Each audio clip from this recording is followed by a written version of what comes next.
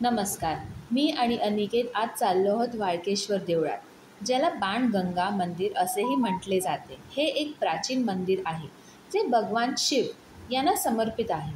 हे दक्षिण मुंबईत मलबार हिल परिसरात आहे आणि मंदिराजवळ बाणगंगा तलाव आहे. तलावाची कथा अशी की श्रीराम अयोध्येहून लंकेला जाताना रावणाचा पाठलाग करण्यासाठी याच ठिकाणी थांबले होते.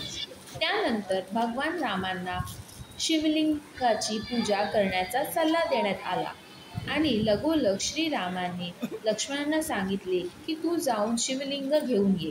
पण फार वेळ थांबूनही लक्ष्मण आले नाही, म्हणून श्रीरामांनी मातीचा शिवलिंग बनवण्यास सुरुवात केली व जवळपास पाहिले तर पाण्याचा अंश नव्हता, म्हणून श्रीरामांनी जमिनीवर बाण मारून माता गंगाला प्रकट केले व प्रार्थना केली की तुम्ही काही पाणी शिवलिंग बनवण्यास द्या.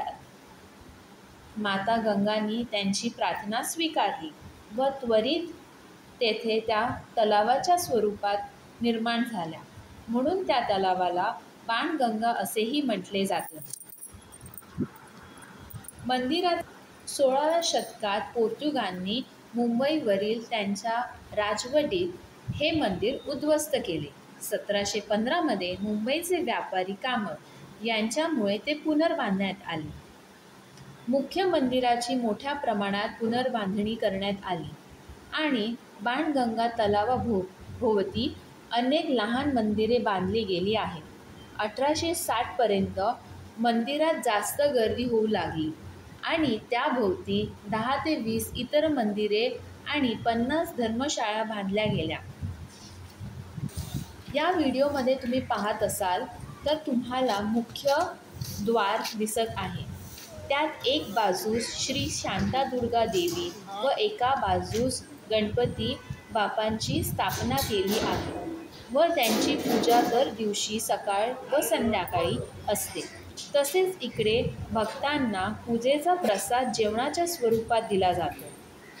त्यांचा खास प्रसाद म्हणजे पूजा आरती झाल्यानंतर गुळ पोहे दिले जातात. इकडे वर्षभर सण साजरे केले जातात, जसे गणपती, नवरात्री, पंचमी, पौर्णिमा व इतर उपक्रमसुद्धा असतात. तुम्हाला हा व्हिडिओ कसा वाटला मला कमेंट करून सांगा व सबस्क्राईब करा.